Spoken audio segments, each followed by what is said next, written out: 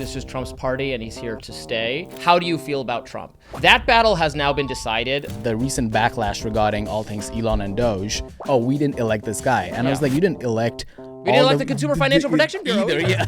I mean, Congress doesn't want to do its job anymore. Congress doesn't want to legislate. A vision of the Democratic Party that has been soundly and completely rejected by voters, viewers, Americans everywhere. Even though MAGA from the outset looks like, oh, the party of Elon Musk, the party of Dave Portnoy, the party of the sports bro, it can be said that the median Trump voter is a Bannon guy. I have a deep skepticism that we can build back manufacturing actually in this country. Why? I don't think it can be done. So what do you think happens to the median Trump voter who actually thinks that that was the promise? Yeah, I mean... I moved to the States almost 10 years ago. I was born in India. I went to school in the UK. So I was always conflicted about what my own political beliefs were. Up until, I keep forgetting the name, he wrote this article called Barstool Conservative. And that was the first time I felt accurately described regarding what my own politics is, which is kind of like a catch-all for libertarian. You, as one yourself, I don't want to mislabel you, what role do you think that fraction played in last year's election? It's very interesting. Yes, I describe myself as a libertarian. I work for a libertarian organization, Reason Magazine. I'm used to being perpetually disappointed in politics, somewhere between unexcited and cynical about the outcome. I did not guess that this was going to be the situation at all. I did not see this coming, that Trump administration 2 would suddenly empower my faction of all people, especially because we already had a Trump administration. And while there are things I like about him and things I don't like, I'm not a hater or a fan, I didn't describe it as particularly libertarian. There were some areas of agreement, not to paint with too broad a brush. This time, Trump has put Elon Musk and the libertarian tech faction so much in charge of policy, in charge of collapsing government wherever possible. It is weird to be in this situation where I'm seeing, and I'm still offering criticism or critiques of how it's being done. I think there's plenty of room for healthy disagreement about how it's being done. But suddenly the kind of debate that various factions of what you call barstool conservatism, from the more national conservative wing versus the kind of more libertarian wing. I mean, that debate is the Trump administration. That debate is the quote unquote, the Con Inc. Yeah. I think it's important to talk about it because even circa last midterm, that was not the case because the Republican Party got labeled as the party which is against all things women's rights, what have you. What do you think actively changed regarding how the Republican, the RNC per se, viewed that this is what we need to do to basically appeal to this new demo? I think there was a lot of working out the fact that this is Trump's party and he's here to stay. And so much of the argument, I think, for the first Trump administration and then even in the interim period was there was still a lot of fighting about how you feel about Donald Trump personally as a member of the Republican or conservative faction writ large. How do you feel about Trump? That battle has now been decided. Like, if you're very anti-Trump or even lukewarm about Trump, really, you just don't belong in the party anymore. You're outside now. You're somewhere else. So now that we've settled that battle, we can actually have battles about policy and ideas much more wholly than took place the first time. So there's a lot more arguing about. It's not just about Trump and how you feel about his conduct. I mean, we're arguing about that in the mainstream media. But in terms of the inter-right battling, that is finally done.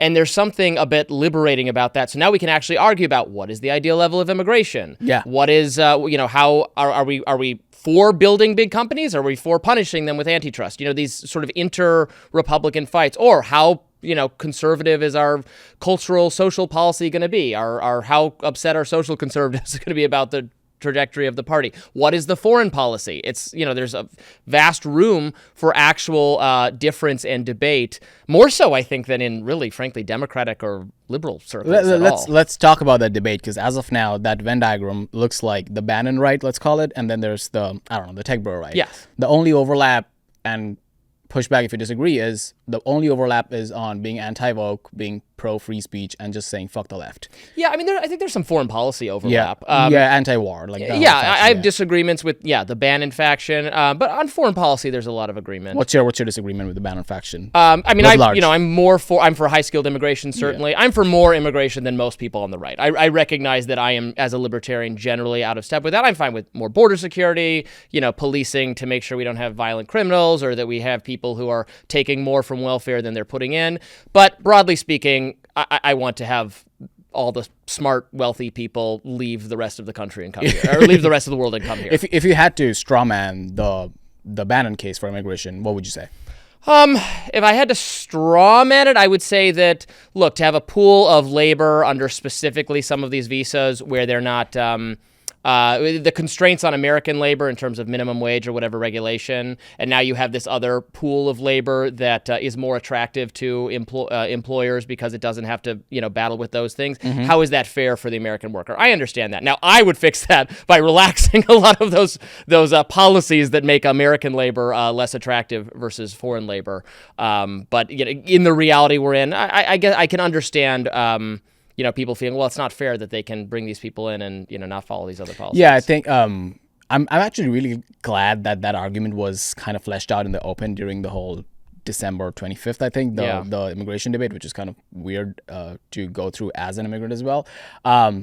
However, what do you think is the future of that faction? Because even though MAGA from the outset looks like, the party of Elon Musk, the party of Dave Portnoy, the party of the young, whatever, the sports bro, it can be said that the median Trump voter is a Bannon guy. Yes, that could be. Although some of the things that animate the Bannon faction a lot, who knows how much they resonate. I mean, even kind of our anti-woke cultural grievances. Yeah. There's a level at which your garden variety, your normie person who only pays casual attention to politics, yes, is annoyed by some of this language policing happening in their workplace. Are they obsessed about it to the degree that conservative media is? It's I think it's often a 4 or a 7 or an 8 out of 10 how much the people care about these issues. And if I had a cautionary note for MAGA, all MAGA, Bannon faction and Elon faction, turning every outrage up to an 11 out of 10 every single time might finally validate the idea Democrats are trying to put out there that this side is too weird, that has totally failed up until now.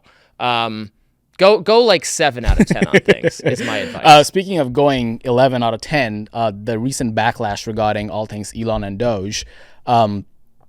Before we talk about that, as a DC creature, not a pejorative, I want you to explain the ecosystem of the contractors and the lobbyists who make money from the city and have $1 million houses in Chevy Chase. Explain to the normie who does not understand how DC works and how the money flows. Yes, it's just exactly what you described. I mean, this is a parasitic town, right, that is extracting wealth and resources from the rest of the country in order to craft policies, in order to support a tremendous lobbying ecosystem it does not. There's no dent in it. It's been totally continuity from Democrat to Republican to Democrat to Republican. There has not really been a war against that being launched on that system. There's so much policy that is off the table for Congress and even for the president. I mean, Congress doesn't want to do its job anymore. Congress doesn't want to legislate. Members of Congress want to go on TV and talk and be entertainment figures. Yeah. The presidency, the executive, has a really free hand to do policy. And Trump, the first time around, I don't think was prepared. He didn't expect to win the first time. He didn't have people in place to really manage these agencies, this bureaucracy, this lobbying system that has its own policies and just operates and continues business as usual. This time, they are actually trying to suffocate some of that tremendous bureaucratic power, and the agencies are rebelling against that. And what I find so interesting about this conversation, as Democrats in the mainstream media become very protective of the permanent bureaucracy, the lobbying class, and they'll simultaneously say that Trump and Elon are waging a war on democracy. Mm-hmm. But there's nothing democratic about all of the major policy decisions being made by regulatory agencies and bureaucracies that employees are not chosen by the democratic process, right? I think like the irony of that point is that the whole case against Elon doing his thing is that, oh, we didn't elect this guy. And I was like, you didn't elect we didn't elect the Consumer Financial Protection Bureau either. Yeah. So I think that's a really good point. To that rebellion, let's say, I was talking to my Uber driver and he was basically raising the point of like, hey, my wife works in the Department of Education, and a lot of those people have genuine good interest at their heart. And the way media is framing it regarding all things Doge and all things Elon, it might look like, oh, he's the guy who's basically like firing all these, I don't know, innocent people who are basically care about the country and are taking a shittier job instead of going to the private sector. What say you? Look, I have a lot of compassion, obviously, for people who lose their jobs in all circumstances. You know, I don't want to be gleeful. I think it's a bit cruel to behave that way. And also, it's not a good look to, let go massive numbers of employees and then decide, oh, we actually need XYZ people. We got to hire them back. That's not efficient. So there are lots of ways they're going about this that I think are not ideal. But we shouldn't view the federal government as a massive jobs program, right? It is to provide services that despite the massive number of employees we have to provide these services and the massive amount of money we spend, the American people are very dissatisfied with the educational outcomes, the healthcare outcomes, despite having massive government bureaucracies and lots of employees to provide these things. And then I would also say that there's a lot of protection for government employees that does not lend itself well to healthy competition that would improve the operating of these places. I really hope they go after, and this isn't popular, so much of this is unpopular, but veterans' preference is, if you talk to people in the federal government, is a massive problem from the standpoint of having efficient workplaces, because they have to, thank you to our veterans. They deserve nice services and everything. But just in the same way, I don't think race preferences should be a part of university admissions. I think the most qualified people should get the government jobs, not just veterans or anyone else. Speaking of people losing their jobs, Joy Reid recently lost hers. The reason I want to talk about it is CNN, MSNBC, so-called Trump V1 had crazy ratings uptick. And this time around, they're actively choosing which direction to go. CNN is at least trying to go way more to the center until you make a beeper joke. And MSNBC is obviously going through this huge, civil infighting in between whatever. Where do you think is that actual decision-making happening regarding which direction the resistance lib media goes in the next 4 years? Clearly, the hair on fire, this is fascism, everything is bad approach did boost their ratings the first time around, but I think they just have too much of a boy who cried wolf problem. Yeah. I don't think you can get enough eyeballs, viewers, etc., subscribers for that kind of thing, particularly in the mainstream media where there's just not, their audience has lost faith in that approach. These companies are so screwed because of their own bad decision-making. MSNBC, they just got rid of Joy Reid, who has never been my favorite commentator, but they're replacing her with Michael Steele and Simone Sanders and I think Alicia Menendez. I mean, these are people of very similar political views to Joy Reid. You can't say that it's a move further to the left or less to the left. It's not an ideological move. It's just some new person in charge rearranging the deck chairs on the Titanic, I think, looking like they're doing something when they don't really understand anymore how to build an audience. And the pivoting to the center, CNN is pivoting to interesting television, which is going to help them. These panel discussions they're having. I always try to say this, and I say this in terms of my own show, Rising for the Hill. There's a difference between being moderate or centrist and being balanced. I think viewers want balance. My show is a debate show, right-left debate show, and we have on guests from all over the place. So there's a balance in that you're getting, and even if I don't agree with the MAGA view, I'll say, well, but here's the MAGA view of this situation. So you're getting all perspectives represented. That's very different from saying we're all just boring people in the middle who just say boring in the middle things, right? You can, on average, be balanced without having everyone just be, because there's no appetite for that. Even like moderates in this country. From a product point of view, it doesn't need to self-described exist. moderates have a range of very fringe beliefs all over the place, is the truth of American politics, right? So even for CNN and MSNBC, what do you think is that discussion regarding, our product is bad and also people don't resonate with what we are saying vis-a-vis the boy who cried wolf thing. If you had to be like a media consultant of sorts and had to actually advise them on the fact that, hey, the product is bad, how would you convince them? I think there are too many corporate executives at all these large media companies that don't understand the viewer and don't prioritize providing content that a viewer wants to see, including just innovating on what it looks like. Independent influencer, podcaster, content creator people, they don't all necessarily just sit in suits around a desk the way the cable news format works, right? They react in real time. You're not just turning on the TV at 8 o'clock for whoever's on for the answer. Like the innovation is all taking place outside large corporate entities like MSNBC and CNN.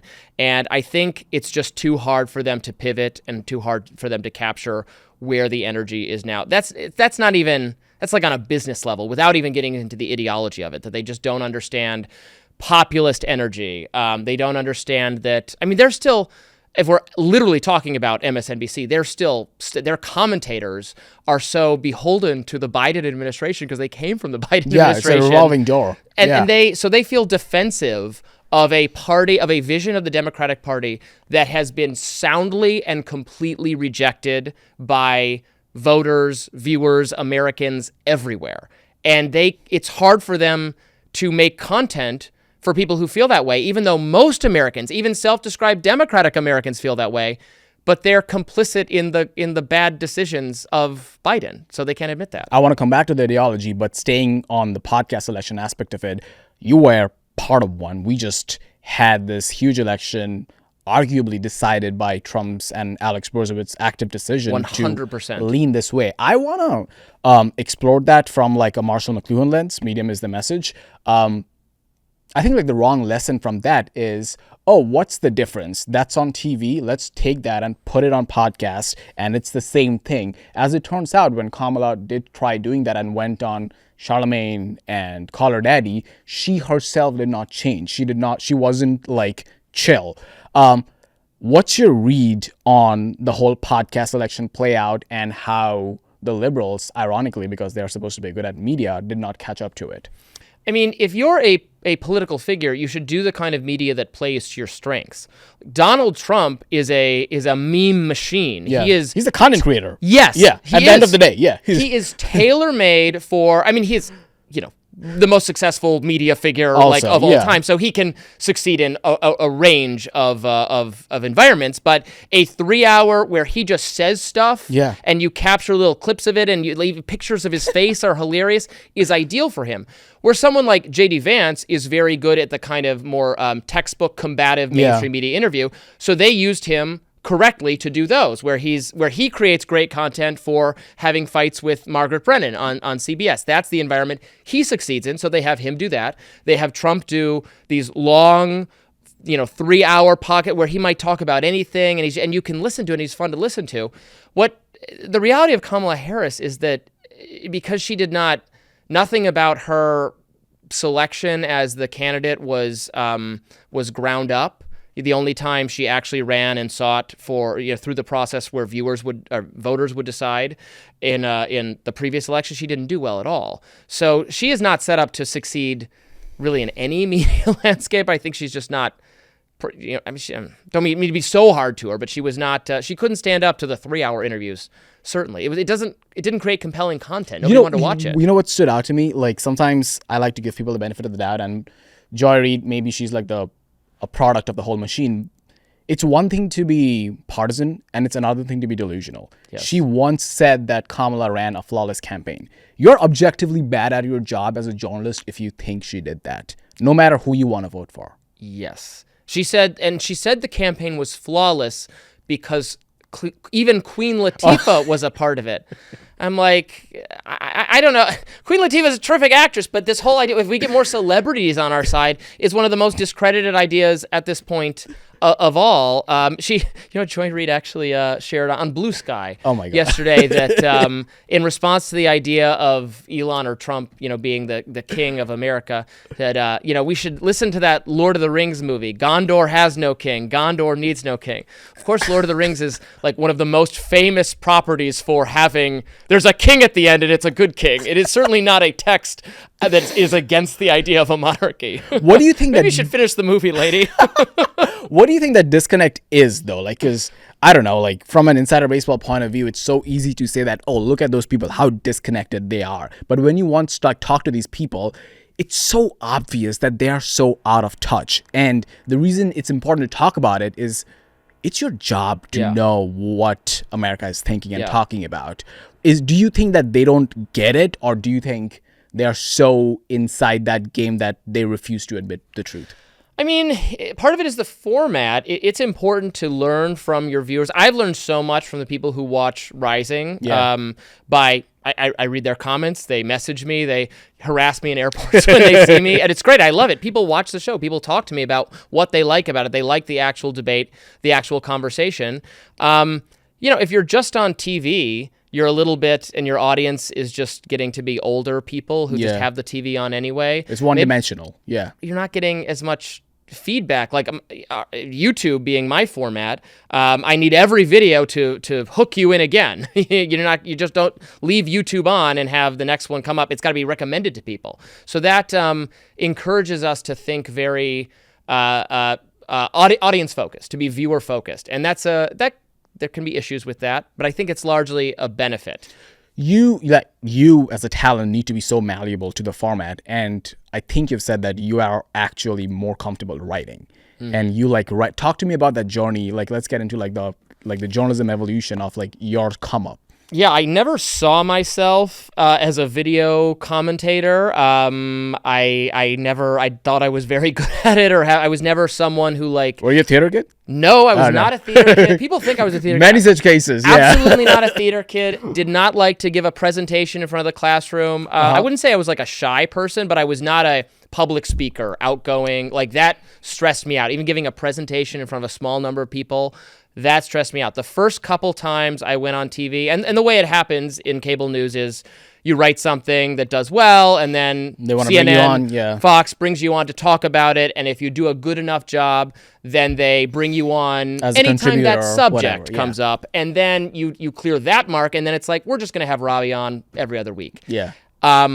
The first couple times I did it, I was so nervous. I was terrified, the whole butterflies in the stomach thing, because I have no natural ability at this. Now I've done it so much, it doesn't faze me. And I could stand up and give a speech on any topic, including things I know nothing about, in front of any number of people. And even if it went horribly and it totally bombed, it wouldn't faze me at all. It's like exercise or something. It's a muscle. It's a muscle. You train that muscle. It's easier to do it. And writing's even more like that. My only, I have less time to write now. So when I do actually sit down to write, it's harder for me to get going, rather than when I used to be writing 5 blog posts every single day. Then it just what's your, I want to obviously go back to politics, but what's your advice to the journalism class in general who are coming up right now? Because I think, and I don't know, I can be wrong, a lot of schools, they haven't caught up to the changing landscape regarding not just how do you make money in journalism, because it pays jack shit if you didn't know. But what's your advice to, let's say, incoming class in journalism regarding how to get adjusted into this changing landscape? Journalism school is a huge waste of time and money, so you should not. So if you've enrolled in journalism school, especially if you're paying for it, one of these. I once saw an advanced degree in financial literacy journalism that costs $100,000 a year. Golly. If you've signed up for this, you've already failed the class. Yes. But that is actually not even a new opinion. Professional mainstream journalists have long thought that the value of journalism school is very low, because journalism is not it's not really an academic discipline. It's a craft. Yeah. Learning to, writing is a skill, but you should just study the liberal arts, take some writing classes. The most important way to become a good mainstream journalist is to work for a student newspaper. I did at the Michigan Daily at the University of Michigan, or get an internship with a newspaper or magazine. Look, I still think some of the fundamental skills of being a quote unquote mainstream or traditional journalist or reporter are worth having. It's certainly worth learning how to, and these are simple things, but you just get in the habit of doing them, reaching out for comment to people you're talking about, doing reporting, not just spouting off, not just pontificating, because it does strengthen the arguments you're making, even if you're in an opinion role, to have a baseline level of reporting. I think it is helpful for people who want to do this to spend some time just doing supplementing what they have to say by doing actual reporting, uncovering new things, being scoop oriented, seeking comment, talking to experts, all that kind of stuff that you learn in journalism school, but would also just learn doing an internship. Let's talk about how White House is trying to be way more friendlier to all things new media.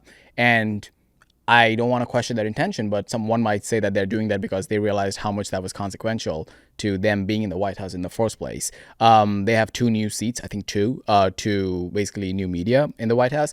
So that's one thing. And also them reclaiming who gets to be part of the pool from the White House Correspondents Association. For the newcomer, can you explain how the WHCA works and how stiff they are regarding who gets into the room? They are very stiff. They're really a cartel-like association that decides who gets to be in the room, and then that has tremendous impacts on who gets to ask questions and what kind of questions are asked.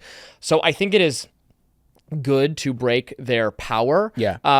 That said, I don't want to create an environment where it's just the White House inviting friendly content creators to ask them only about nonsense, right? And then hand them a binder of Epstein docs, which has nothing in it. Yeah. Right. And you saw so many of those influencer people just be totally fooled by a binder full of information that has been publicly available for years. Yes. And so I love the photo op though. Like, what is people are going to prison for what's in here. We know all this stuff already.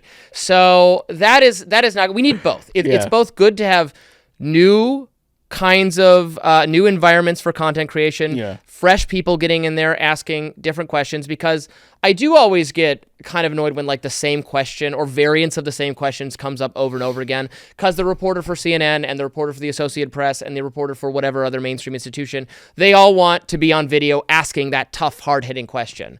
Also, the White House press secretary's job is just to, I don't know who is served by this, is to push back. Well, here's the White House's talking points. Here's the mainstream media's talking points. Like, how much is this? I don't know what the value of this is, but I hope they... it's very theatrical. It's so theatrical. Congressional hearings are often like that, too. I actually testified before Congress once. I didn't know that. I was invited to testify before the House Subcommittee on Civil Liberties. I was brought on by the Republicans as, like, token opposition to the idea of hate crimes at all. Love that. It was about, like, domestic right-wing terrorism, and I was the one saying... No, don't label any of this terrorism, which I would say I was making for very principled civil libertarian reasons that overlap with the left. But all of the squad was there. So AOC, Ilhan Omar, Rashida Tlaib. Yeah. And what I learned was that every member of Congress was going to ask the same question. Yeah. So there'd be video of them saying that for them to share with their supporters. Look how tough we were on this issue. And then also... in the middle of the hearing, they had to actually go take a vote. Yeah. So everybody left, and they trotted out Eleanor Holmes Norton, who can't vote. She's the DC representative. Yeah. So I guess whenever there's an actual vote happening during a committee hearing, this poor old woman has to come in and chair a hearing that she has nothing to do with because she can't vote. It's like an episode of Veep. Yeah, like a lot of times my friends in New York, they try to understand like, hey, what is DC like? And I'm like, it is just it's Veep. It's exactly very much Veep, and it's not even irony. I want to talk about the state of libertarian politics, and the way I want to draw the line is there's the folk libertarian, who's basically leave me alone. Mm-hmm. And then there is the capital L libertarian. And that's where a lot of pushback from the right comes in, because these are the people, who take the Coke money and come to the city and they want to work for nonprofits. And then once everybody's like, hey, we want to take your funding away because you're partaking in DEI or whatever, they're like, oh, free market, whatever.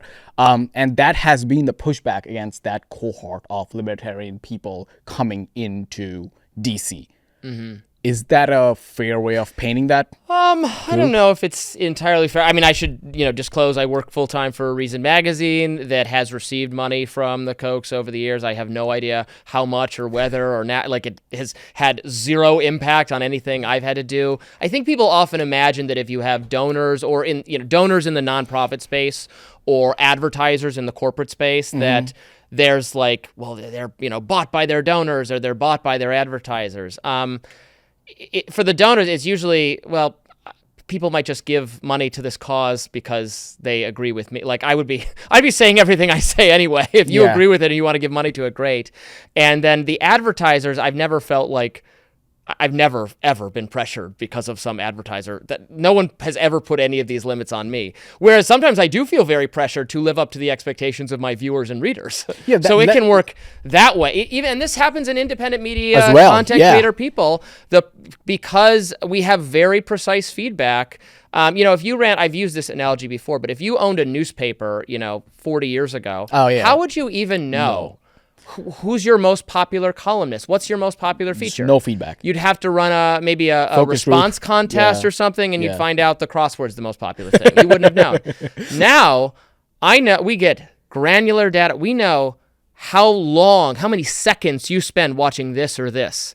And if it has to do with this headline, how likely it gets to. We have so much scientific information about what you want that is powerful and can be used for good, but can also create a lot of ideological capture, even in the alternative space. So while everyone is knocking corporate influence or big moneyed influence, which I think it is totally fair to be cognizant of, it doesn't mean you have no pressures when you're off on your own. You just have different pressures. Let's talk about that incentive structure, because what you just explained, that two forms of incentives. One are like the people who are paying to keep the lights on, and then the fans who I guess in some way are also keeping the lights on. What's your advice for like journalists who are right now thinking about moving to this format regarding what do people want and how do I set up my business to provide said demands? I mean, look, if you're not going to be willing to ever tell your audience something they don't want to hear or that you think they're wrong about, you can do that, but you will have a blackened soul. Yeah. And if it's worth it at the end of the day, fine. I think it's much healthier not to operate like that. Now, if you consistently always tell your audience something they're not interested in or don't want to hear, then you will just fail. You will not succeed. So you have to find some kind of happy balance. I'm always going to say what I actually think, but what the audience is interested in determines maybe what we even talk about, right? We can talk about whatever we want, whatever we're interested in. It's like a marriage of what I feel like talking about in terms of the subject, not what my view is. My view is just my view. But what we cover, there's so much happening in the news. Yeah. I can't cover all of it even if I wanted to. So there has to be some choices based on what I'm interested in covering, what the viewers want to learn about, and you figure that out through the incredibly precise tools we have to determine that. Would you say it's fair to say that your breakthrough moment in journalism was the UVA story? Yes, that was my first big. I've only had two breakthroughs. That one, and then the Covington Kids. The Rolling Stone one. Yes, that was the first time I ended up on TV a lot. Let's do the TLDR of the Rolling Stone story first. Yeah, so this was this very big story from 2014 about gang sexual assault at the University of Virginia. It was in Rolling Stone magazine. Horrible story, was very talked about. This was, before the Me Too movement, but we were verging in the direction of the media taking sexual assault and misconduct very, very, very seriously, and these stories being very big stories. I read this story, and I sat with it for a while, and then I had a lot of doubts about it. This woman said that she was on a date with a fraternity brother, was lured upstairs, and was ritualistically assaulted by like 12 people. And I know that happens. I do not deny that sexual misconduct takes place on campuses. Of course it does. But I had never heard of a story where the victim was not incapacitated by alcohol or drugs, because usually the perpetrators rely on your hazy memory of the events or who was involved in order to sap your enthusiasm for going to authorities about it. She, according to her story, knew exactly who did this and was fully conscious. That seemed very unlikely to me. I had never encountered a story where that was the case. So I just wrote an article pointing that out. Then I had 48 hours of the most vicious, death threat cycle, how you hate women, you disbelieve women, etc. And luckily enough for me, it did turn out that she made the whole thing up because she was a crazy person. And Rolling Stone got sued, and the fraternity sued. It generated a lot of successful lawsuits. It turned out that the journalist just utterly, massively failed to do the basic due diligence that would have easily exposed this as not true, including interviewing friends of this woman who she said was with her at the time. If you just asked them, what about Jackie's story? They would have all said, because they knew by then that she was crazy, they said, this didn't happen, she made it up. And the journalist just didn't do that. The journalist didn't ask for, the victim's story was she knew the guy. She was on a date with him. So then the journalist needs to say, well, you know, what's his name so I can get comment from him or verify that he exists. That person didn't exist. She made up a fake person. I want to get to the Covington story as well, but that timeline is so fascinating to me because this is pre-Me Too, and after this, Me Too happens. And a lot of the cultural backlash which happened last year and is still going on is kind of like a pushback towards the Me Too culture. Yes. And there was this, like, I don't know, like, it sounds so corny and internet-y. Anytime you see, like, a Sydney Sweeney meme going viral or the right claiming Hak Tua, I like to think about, like, why that's happening. There's this, like, urge to be, oh, I'm a heterosexual man and everything that was told that was wrong about me and I had to suppress, now I get to claim that la-di-da out in the open. And that is kind of like the reactionary culture. And all of that happened because of everything that ensued after Me Too. And this is kind of crescendoed before all of that even became a thing. Yes, I agree with that a lot. I think there's a little bit of an overcorrection taking place. Oh, yeah. Like there is always, yeah. Right, you read about like right-wing Gen Z influencer type people who are just, who will say in interviews that we are so excited to be able to use the R word again. And I'm like, I think there's a difference between, you know, if it turned out that you texted or tweeted the R word when you were 15 teenager, and then you lost your job or you got disenrolled from university. You're right. I am so against that. I have done everything a person can conceivably do to oppose that culture. I have written against that over and over again. That was my main beat for like 5 or 6 years. I hate that culture that really reached its height in the like 2017 to 2022-ish. Cancel culture. Yes. Yeah, okay. It was so bad and so destructive and so cruel to empower victims to treat people that way, to have people lose enrollment, lose job opportunities. So I'm so against that. That doesn't mean that you as a full adult grown-ass man be free to willfully and gleefully be cruel to others and suffer no consequence. I mean, I still don't think you should be like locked up. You have your free speech rights. And certainly social media is not well designed to punish people to the degree they deserve it. No, it just they punish people not at all or way too much. Worse, So there's still, I'm sure, plenty of cases where I would say, okay, well, that person didn't deserve that. Yeah. But, you know, take it easy, people. Let's go to the Covington story now, which was super fascinating. I was living in the city during that time, and I was out filming with a couple of my buddies when all of that was happening because a lot of people were in the city that day. And it was so fascinating how quickly that clip went viral. And up until you wrote your piece, it was just going in that one direction. Walk me through what kind of pushed you to actually dig deeper. I just got totally lucky. I had sat down, you know, this was a day and a half after it had happened, and everyone had weighed in by then, and everyone had condemned these kids who appeared to be harassing this Native American man. Conservatives condemned them. They were no one had stood up for them because the very short video footage looked bad. I was sitting down to write something about it. I didn't know what I was going to write. And as I was sitting down, it just so happened that the longer video, a full hour and 20 minutes or something of video footage, maybe even more, had just appeared on social media. And I said, oh, well, I guess I should watch this before I'm already late to the party on this news story. I might as well watch this first. And I'm watching it and I'm going, oh, there's a lot more going on here.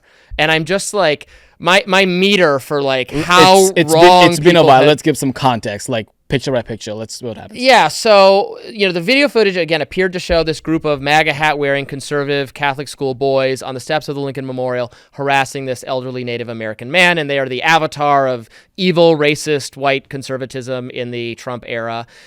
When you watch the whole video, So they'd been there for quite a while. There was another party, another group, the Black Hebrew Israelites. Which let's explain what. If you don't know who they are, they're like a staple in DC. Like you see them by the metro. They harass everybody, women, Jews, white people, gay people. Matter. Everyone. It's kind of like Nation of Islam adjacent. They're so crazy. You ask them, what do you stand for? Your head goes into spaghetti. I'm like, what are you talking about? These are not nice people, and they're crazy. So these people had been antagonizing the boys for a long time. And actually, the high school kids had been behaved very in a restrained way in response. This group was trying to start a race riot with these kids, and the kids were just not having it. It was funny. The Native American man came into their midst and on behalf of the Black Hebrew Israelites, waded into their midst, got in their way, and then totally misrepresented the situation to the media when he was later interviewed about it. He was the prime guy who did wrong here. Instigator. He was the false witness. He then said to media outlets that he was besieged by these racists. That's just not what happened. And especially the main kid, Nick Sandman, who supposedly was staring him down viciously, was not doing that at all, was not in his way, and was in fact trying to keep his friends in check, and was trying to say, let's not get out of hand here. It was cueing them to let's just settle down. Did every single kid at that rally behave in an absolutely perfect way at all times? Obviously, that would be ridiculous. Kids. They're kids, but the whole. It's just not what happened the way it made it sound like. So I wrote about it, having watched the whole thing, being like, wow, people got really ahead of themselves on this one, and it set the tone for the media to correct itself. It became the most viral, well-read thing I've ever read in my CNN career. got sued and la-di-da. Yes. I don't like questioning people's intentions, but let's do that anyway. Why do you think capital J journalists, or not, I don't know who they are, like bloggers, I guess, decide to go this one direction even though they haven't done their proper journalistic rigor? Because it's so easy because of social media and how fast things spread to set a narrative. What do you think, they felt like it was imperative for them in these situations to set this uniparty narrative that these kids are bad, this woman got viciously raped by this evil frat bros or whatever. What do you think that mentality is? I mean, public mania. I mean, there's just a need to pile on, a need to be the person wielding the pitchfork, right? Rather than the person about to be burned to death, right?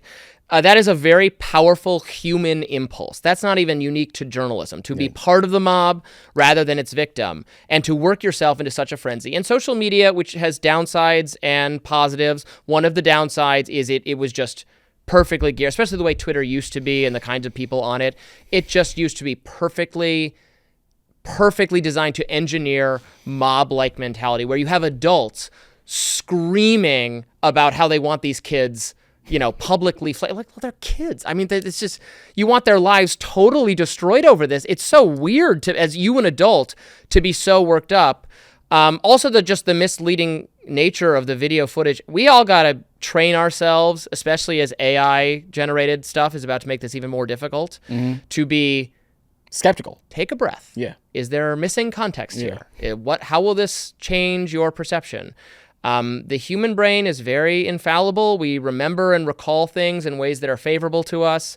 Eyewitness testimony is very unreliable. You can ask 20 witnesses to a crime about it, and they'll all tell you something different, or their story will change under interrogation. Your eyes trick you. They deceive you. So be careful. Something I want to talk about is this debate happening within the right regarding Elon and what he's doing for Doge and the guy he is. Specifically, I'm talking about the Ashley St. Clair story and the narrative regarding, Elon, we're going to take him for who he is because the work he is doing is so good, while at the same time, the trad wing of the party, let's call it the JD Vance faction of the party, is being like, hey, this dude is just like a serial polygamist and is basically having 13 kids from 4 or 5 baby mamas. How do you think we should, or should there, as a libertarian, should there be an indictment on someone's character who is as consequential to American politics as Elon is? I mean, as a libertarian, I don't care about his personal baby having habits whatsoever. If you are a Christian social conservative or something, maybe that should trouble you. I don't know. But Trump's behavior was. Do you think that ship has sailed? Given I all don't things think Trump? that matters at all. I think we're maybe that's going to be something that the Bannon wing or whatever we're calling it uses to go against him. I don't think enough people care. Again, speaking to Barstool conservative, I don't think anybody cares about that at all. Elon is the leader of the ideological faction on the right that I am most aligned with on policy, so I guess I feel somewhat defensive of him. That said, I don't know exactly what his motivations are. If his motivations are just to get more favorable contracts for his companies, I think that would be bad. That's probably the criticism of Elon that I am most on board with, even progressives on. Well, let's make sure he's just not, steering more contracts to his businesses. I think the idea that some mainstream people have formed that he just is some massive idiot is laughably wrong. There's no way. I mean, you can be dumb and somehow still make a lot of money, but I don't think he must be very talented to have built so many successful companies. Right? There's just no way around it. I don't believe, left people think all business people are just evil and stupid or some combination of both. There's just no way that you can do all that. You can get right so many skill. times that doesn't happen. I don't believe it. The point I want to double click on is that there's this discussion regarding the incoherent sexual politics of the right.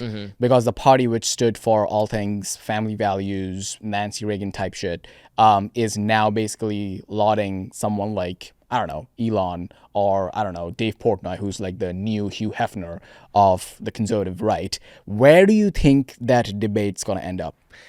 I mean, social conservatives, to my mind, have definitely been not necessarily the winners of the trans. I mean, they got what they wanted on the abortion decision. I think I can't speak as one of them because I'm not one of them, but they made their peace with. They're the most enthusiastic about Trump at all from the beginning.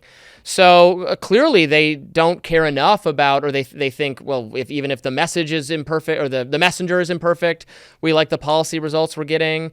Also, maybe it's still hangover from the era where you'd have Republican politician railing about family value or going on and on about family values, and then has and then we turn out as has a mistress or banging their press secretary or gay cases. Or whatever, cocaine addicted. It's just, I think we all have fatigue from that. Like, people getting on soapboxes and moralizing have to have some pretty perfect behavior themselves. What I find fascinating is that the same energy which revolted against the evangelical right during Bush v1 is kind of the same energy which revolted against all things pronoun culture and cancel culture stuff. What do you think is the appetite for, in American politics in general, to be receptive towards messaging which is preachy?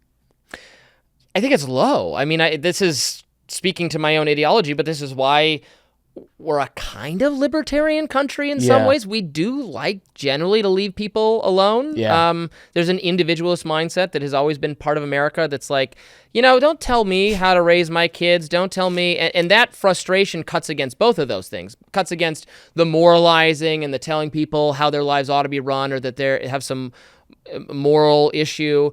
And then also doing the kind of policing that woke excess does in terms of the language and what's offensive. People feeling policed in their workplace, in their homes, being pestered by elites. That can be a kind of progressive orthodoxy that's policing your language, and it can be a kind of Christian minister kind of preaching top to you down. That I think annoys a lot of people. It annoys a lot of people, and there's been a rebellion against that. I'm curious about your own ideological journey, because I know a lot of people in the city who would basically say that you're a cop-out for not leaning either which way. How have you basically held that position which you have held for so long? It ain't easy, friend. The pressure to join one of the two teams, like Democrats or Republicans, over time has gotten way more intense as our politics have become more polarized. I mean, you used to even have you had very conservative Democrats and very left-leaning Republicans. What we've had is now very precise ideological sorting. No. They're two big teams. They really disagree very fundamentally on a lot of things. The country is pretty evenly divided between the two of them. There's a small number of actually undecided people or people who, switch from one part to the other. Small number. That's the whole game, is catering to those people. A lot of them live in Pennsylvania. I mean, that is what electoral politics is now. But the rest of us are pretty neatly ideologically sorted. So if you're someone whose views don't fall entirely into one camp or the other, it is difficult to there are a lot of advantages of associating with one or the other. That said, I mean, I'm much more positively disposed to Trump than probably I've ever been in my life because I am getting more of what I want. The Libertarian Party made a kind of interesting and much criticized by some, but interesting sort of arrangement with Trump. They had Trump speak at his convention. The candidate of the Libertarian Party, Chase Oliver, would say that the leaders of the party actively sabotaged his chances in order to extort libertarian policy demands from Trump. And you can be for that or against that, but it did result in some concrete libertarian policy goals, even Libertarian Party goals, like the pardoning of Ross Ulbricht, which has long been this Libertarian Party crusade. Trump did it. That was part of his arrangement he made. So there are like libertarian things happening in the Republican Party that I'm positively disposed to, although I'm still going to continue to criticize them when I don't agree with them, which is frequently, or the way they're doing things. But I think also people find that refreshing. I think my viewers or my readers or whoever it is, if I suddenly just became some MAGA caricature, they'd say, "That's not you, Robby. That's not you." You got to be genuine. Yeah, you got to be yourself. You have to be true to yourself, or people won't buy it, especially at the length of time we have to talk. I talk for 2 hours every day on my show. I couldn't fully. I could do an okay impersonation as just a total red pill person. It's so hard to outsmart the combined IQ of the internet, of your comment section. Yes. They get exactly who you are before your producer gets you. And there's no way to lie to those people. Something which I'm fascinated about, since you brought up the Trump libertarian aspect, I work in New York. A lot of my friends who are in tech and in like the media managerial class, whatever, they were nowhere close to touching a MAGA hat during Trump circa 2016. Because there was an indictment on what it means to be associated with that brand.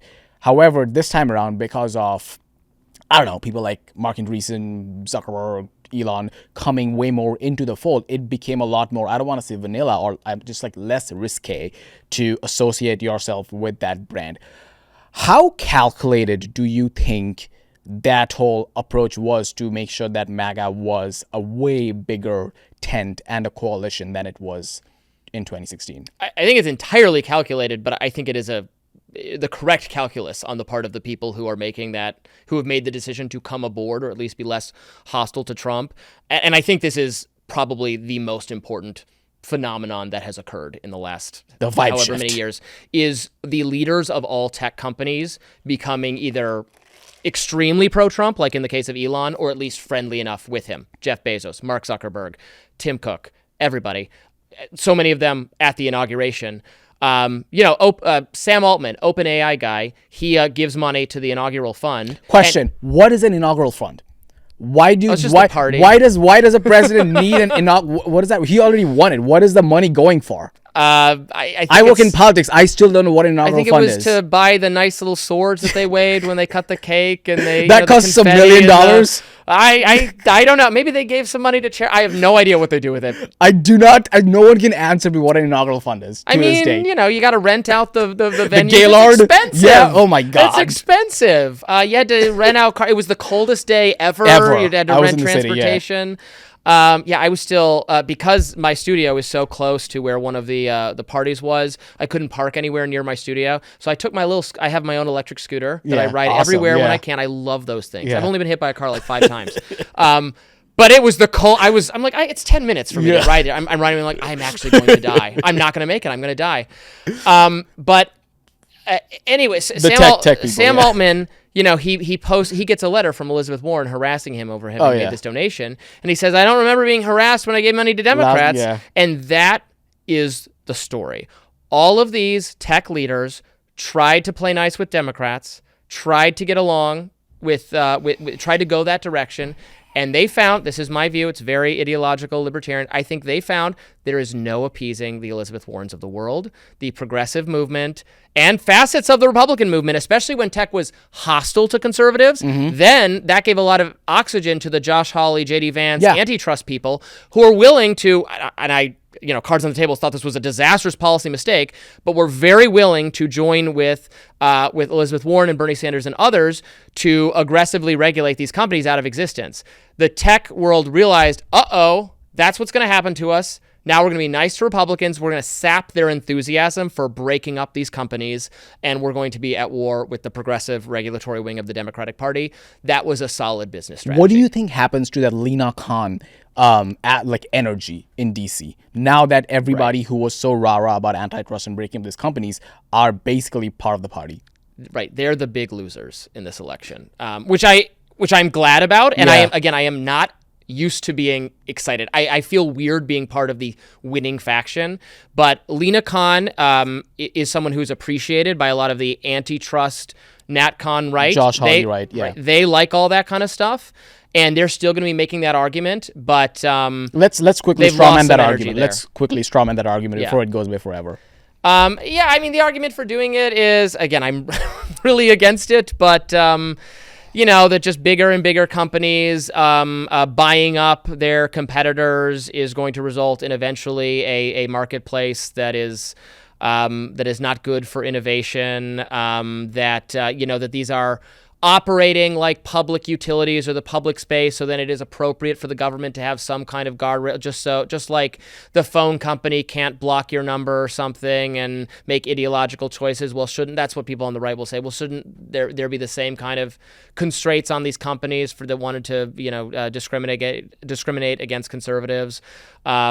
I don't find that argument at all persuasive, but that's the argument that the antitrust people are extending making. that logic. So, let's say, next time around, 4 years later, or let's say, I don't know, AOC is the president or whatever. Yeah. And they decide to give all their inaugural fund money to AOC and kind of evade any Lena Khan antitrust energy. So what happens? All these social media companies just keep flip-flopping? But see, they know that won't work now. It doesn't matter how much money you give to AOC. Lena Khan's still coming after you. Yeah. That's what I'm saying. Yeah. The AOC, the progressive wing of the Democratic Party, which loves these, this is my critique of them, loves these regulatory bureaucracies that make life difficult for businesses large and small, are going to continue to target tech no matter how friendly tech is to Democrats. So they're being friendly to the right, not just because they won, but because that is the only path forward for these companies to maximize profitability, because there is no putting off progressive Democrats who think every billionaire is a policy failure. I mean, they've telegraphed what their policies are going to be. Their policies are going to be regulate, antitrust, break. Lena Khan has besieged all of the tech titans, filed all of these actions against all of them.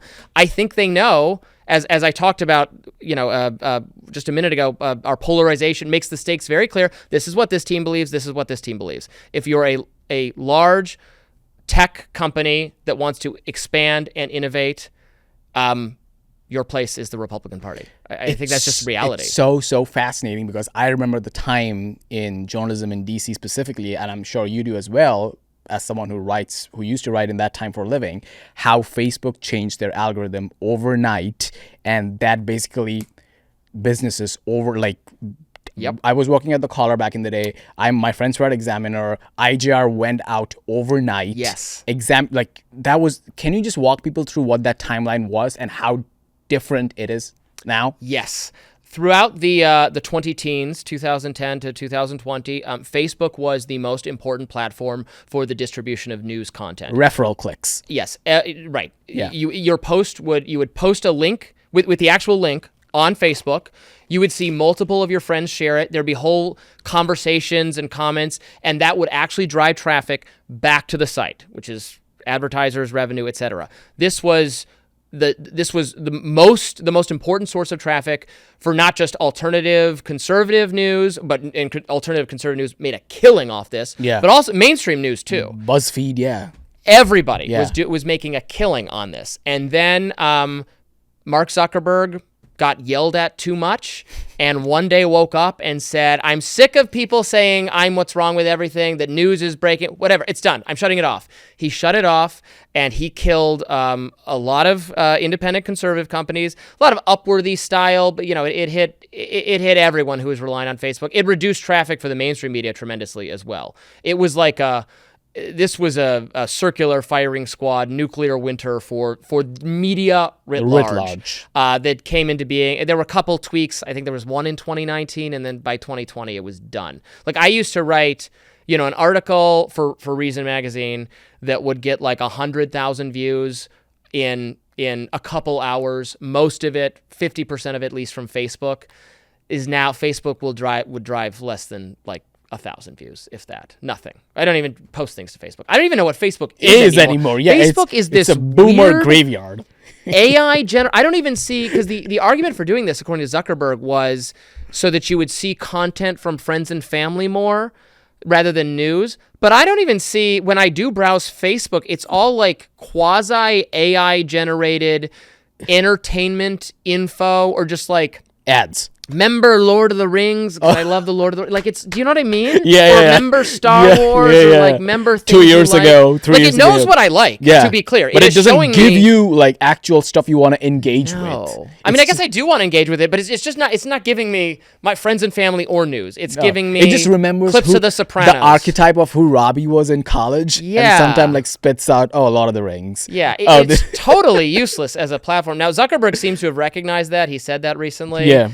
Man, if they would undo all those changes. But it's important to, I think, understand why he felt inspired to make this change, which is that the mainstream, he had everyone yelling at him. Go back to 2016, 2017. Oh, yeah. Conservatives Oh, my God. screaming at him because of the perception that he had silenced and censored all these conservatives that we now know was, at least in some cases, motivated by government telling Facebook what to do. Not all. I won't totally let them off the hook, but that was a significant part of it.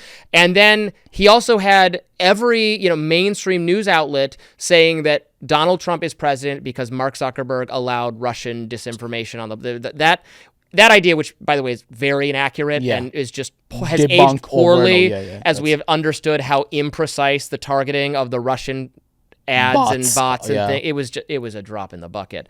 But he had serious, New York Times front page demands for the trial of Mark Zuckerberg over this. And I think he did the Atlas Shrugged thing. He shrugged. He said, "Okay, no more Facebook to kick around then." And kind of everybody got what they wanted. Not to microscope on Zuckerberg specifically, but do you think that class of people, the tech elite, let's call them whatever, do you think they have fundamental ideological beliefs? Do you think they believe in something or have a vision for America, or do you think they just want what's best for the company? Not that it's crime to want what's best for the company. I think they mostly just want what's best for the company. I don't think that's their only concern, but they won't remain in charge of their companies, right, if they don't try to maximize value to the shareholders. They don't always know what's best for their companies. They might think that doing what the mainstream media wants with respect to content moderation is good for the company because it promotes safety and anti-misinformation or whatever, and then they realize that that didn't work at all. Now, I think I also think there are national security implications now that China is rolling out its own AI, that Europe, the European Union, I am not the biggest fan of JD Vance. He's not my favorite character. He's in a different ideological class than I am. Let's talk about that. Why not? Well, he is a representative of the more populist side of things, where I'm a representative of the more libertarian side. But I was cheering him when he told those German censorship regime people that you cannot treat American companies like this. When he said that to Keir Starmer, I am all aboard that. Europe hates technological innovation. Its speech policing at the bureaucratic level will never allow a Silicon Valley-like thing to flourish there.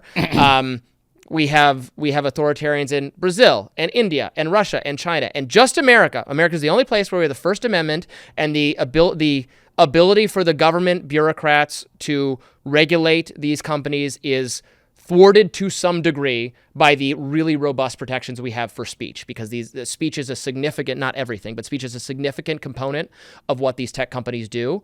And so a lot of their behavior is shielded from regulation in a way it's not in Europe or elsewhere.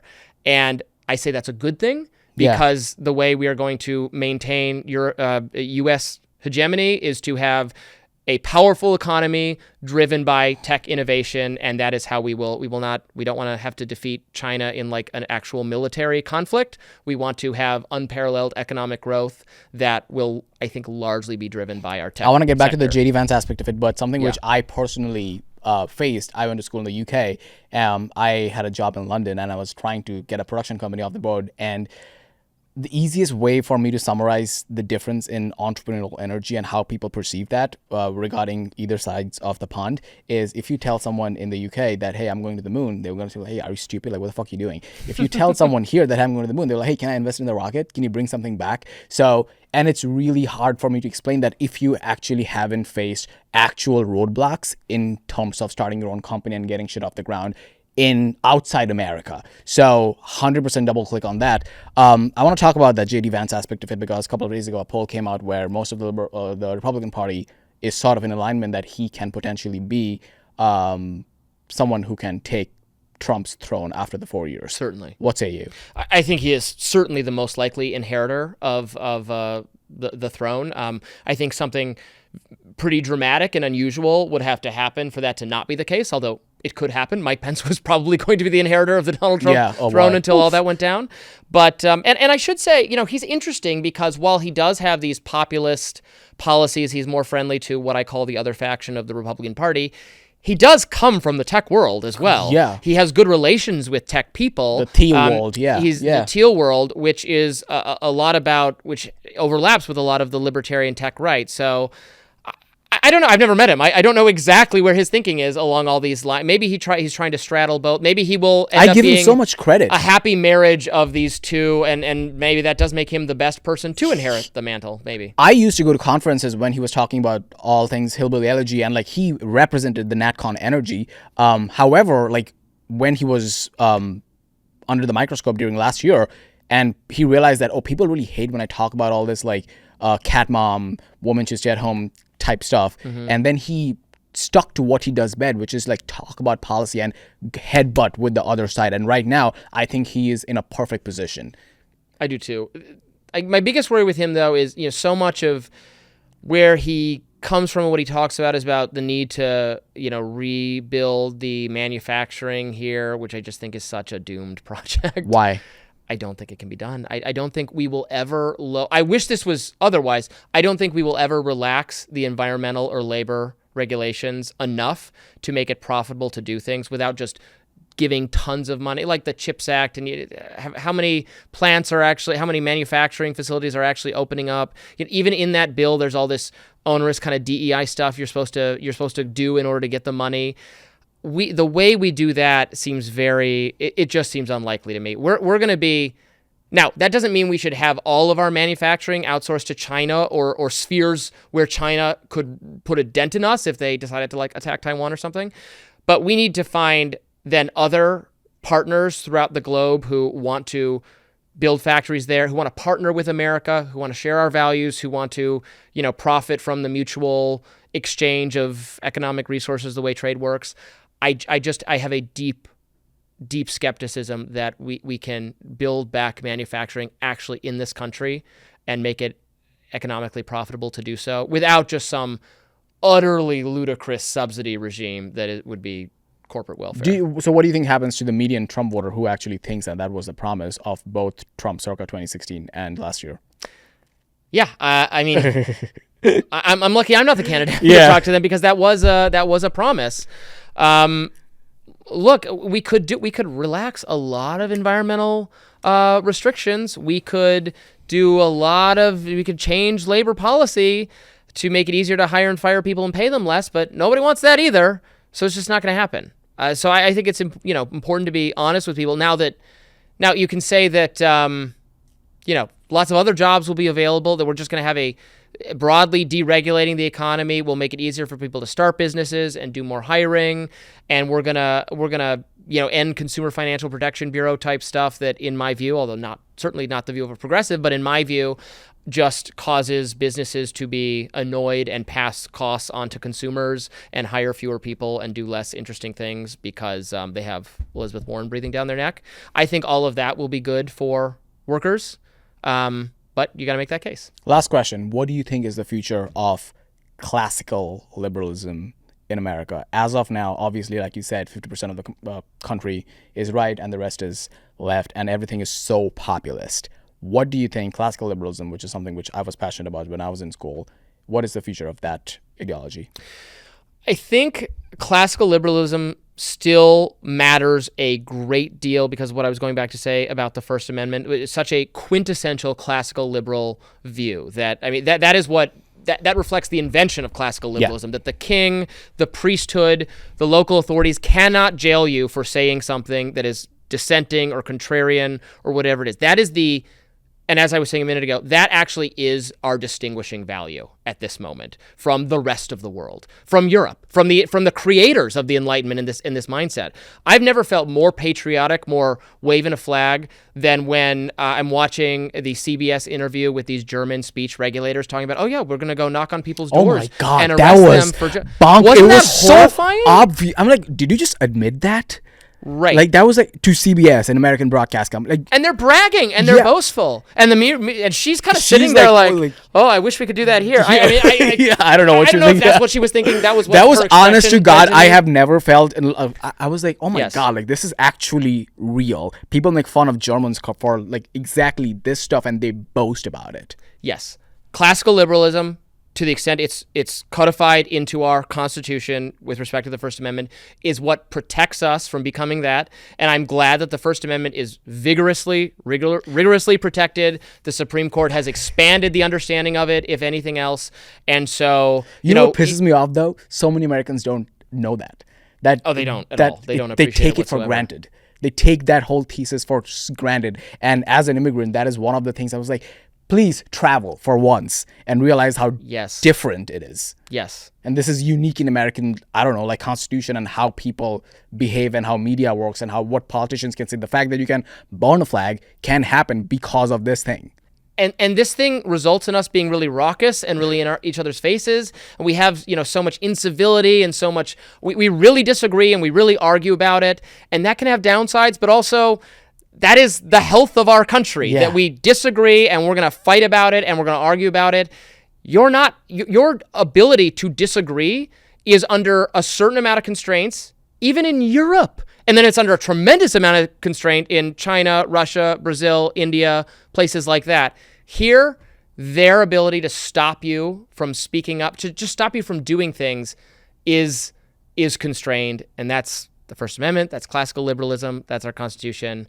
And it is why we will continue to lead the next century. Robby Soave, thank you. My pleasure.